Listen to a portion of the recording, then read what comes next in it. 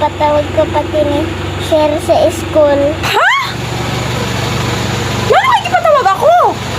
Nano kay gipatawag ako? Nano kay gipatawag ako? Nano na naman ang nahimo mo na sala? Na kami nahimo ka na naman na sala. Nano kay gipatawag ako sa school?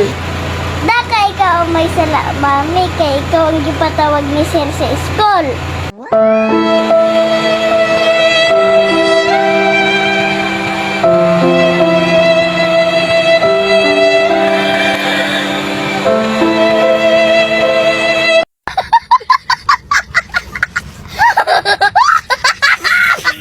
One hour later.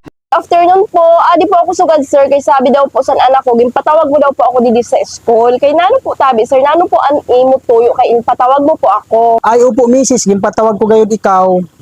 Amo po gani sir, ang sabi sa akon anak, kay nano po gayud sir an imo tuyo, kay imo gayud ako ginpatawag di nano po gayud ina ka-importante. Ay, upo, misis. Gimpatawag ko po gayud ikaw. Kainan imo anak, grabe ka na pagkasalbay dito sa eskwelahan. Nagapanakit sa iya mga klase, nagasupak pagad sa ako na ako maestro niya. Kaya gimpatawag te ikaw, kaya gud maraman ko kunanon mayon himo sa imo bata base magreklamo ka sa akon kung akon inang babalbagan. Ha?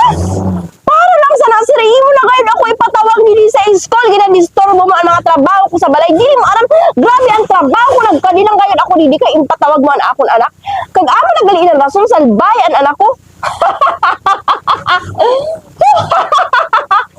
Mala sir, an akon anak sa balay salbay man, pero mala ginpatawag ta ikaw.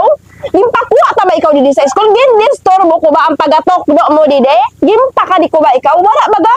Oo, salbay nan akon anak, pero wala ta ikaw gindisturbo. Tapos niya na, nagsalbay din sa school na akon anak, gindisturbo mo ako, maayo ba na talos